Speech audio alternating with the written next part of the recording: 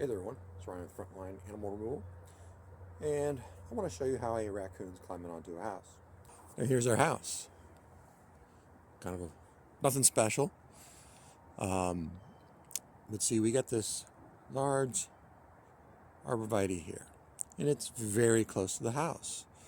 So that is my first place to inspect as far as how is the critter or raccoon climbing onto the house, because this house has raccoons.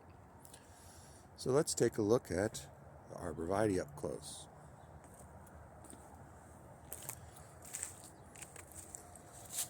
So let's look right here. So what's the first thing we see? We see a broken branch. The next thing we see is we have the bark, these light areas. That's where the animal is gripping it with its claws. Another thing to look at is the bark is rubbed here. It's a little lighter color than here. It's because they're putting their paw there. And right there, the bark's been picked off this little branch. It's a little lighter colored here than there. It's because the raccoons are putting their paws here. Same right here. The raccoon has clawed that spot, getting grip to climb up. Then as we go up, we got shredded bark here. You see those light colors? That's where they scratched it with their claws. More shredded bark. And so what the raccoon is doing is climbing right up this arborvitae, shimmies over on those branches right onto the roof. The branches are touching the roof. So if you suspect raccoons are getting up onto your house, what you always want to do is you look around for the easiest way for some critter to climb onto your roof. Raccoons are good at doing amazing climbing, and they can get into some very difficult spots because of their strength and their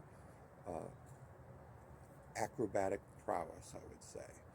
But raccoons love to do the easiest, most simple way to get onto a structure.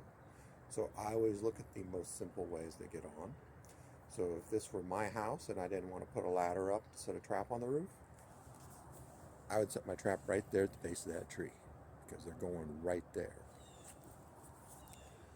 But because this person's paying me and I really want to catch this raccoon, I'm going to set the trap up on the roof right against the hole and catch them coming or going. But that's just the tip.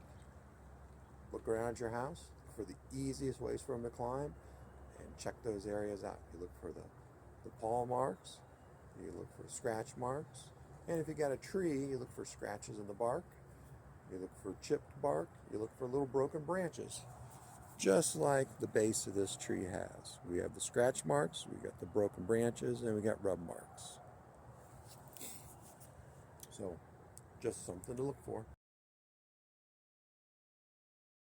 Okay, a moment ago, I made a video about that arborvitae, making it easy for raccoons to get up onto this house.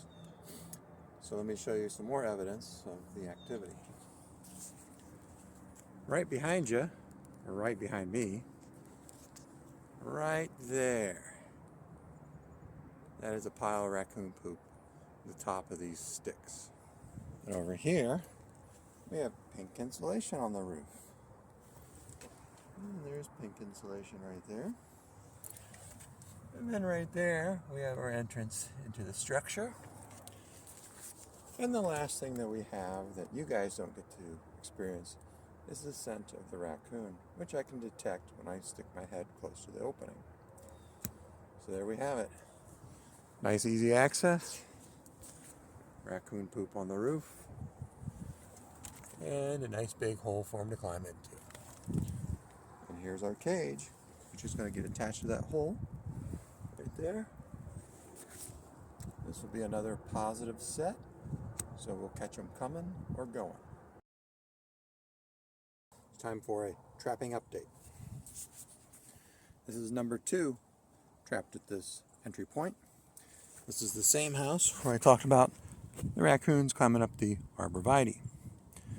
That's a popular arborvitae with raccoons. So here we're at number 2.